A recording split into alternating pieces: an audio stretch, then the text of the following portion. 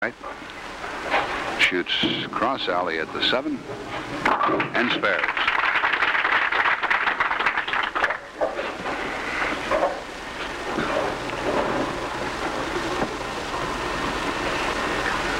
Ray Orff is also using a crown jewel, as is Al Savas. Boy, oh boy. He could have 3. He's got the double. He's out in front.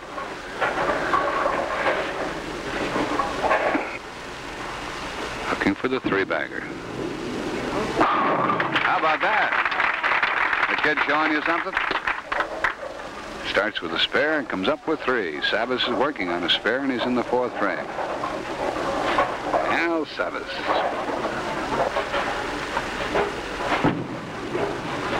Knew he made a wild pitch. Gets away from the split as a 7-pin and falls, and he leaves a 6-10. You know what oftentimes happens, Whitey? Now, maybe you'll disagree with me. Here a youngster takes on a fellow like Savas, who has the reputation.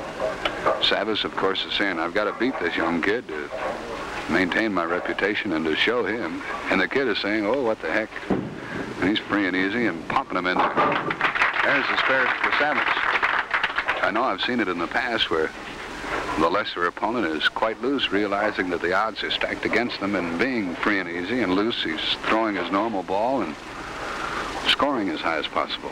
That's probably true here, and actually when you're freewheeling like Orff, the strikes seem to come, Jack. And then you get the strikes and you build your confidence.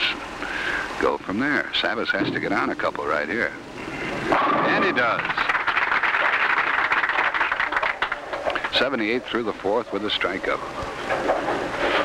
Orff has picked up 10 pins in this game and leads by 9 in the match. Started with a spare. He's put 3 of them together. And he's looking for his 4th strike of the game here in the 5th frame.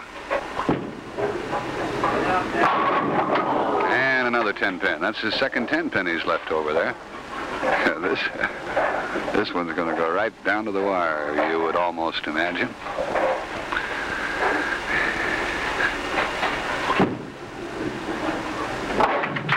There's the spare for Orff. Yeah, when Al Savas gets a strike, he could string them together until it's time to raid the icebox. Knuckleball that time. It started to go and then started to skid and came back in. Failed to carry the 7-pin. He needed that double to close the gap.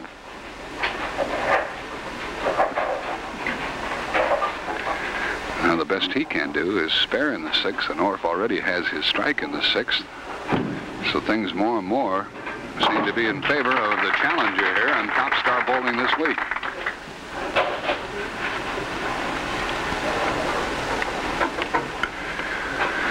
We've seen some wonderful bowlers and some fine bowling here over the weeks.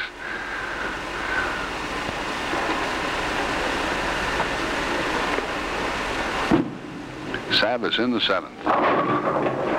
7-pin again. That 7-pin is the stopper as far as he's concerned. He left a 7 back in the 3rd frame, and this is his 3rd one of the game.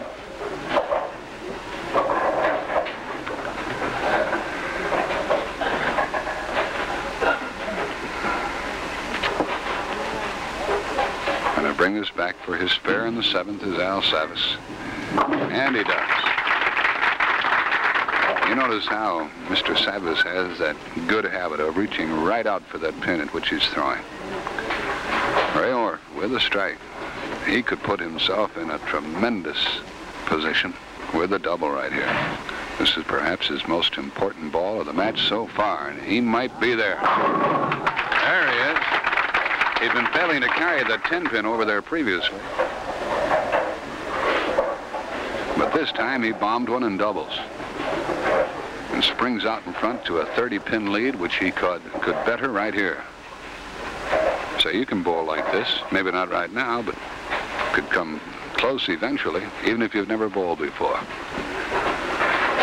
Talking about the Learn to Bowl program that most proprietors have going now.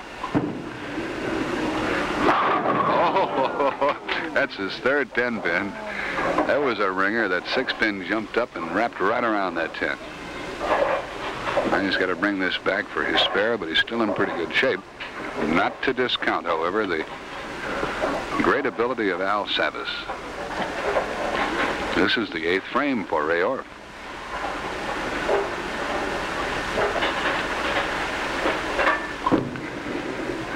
And pin.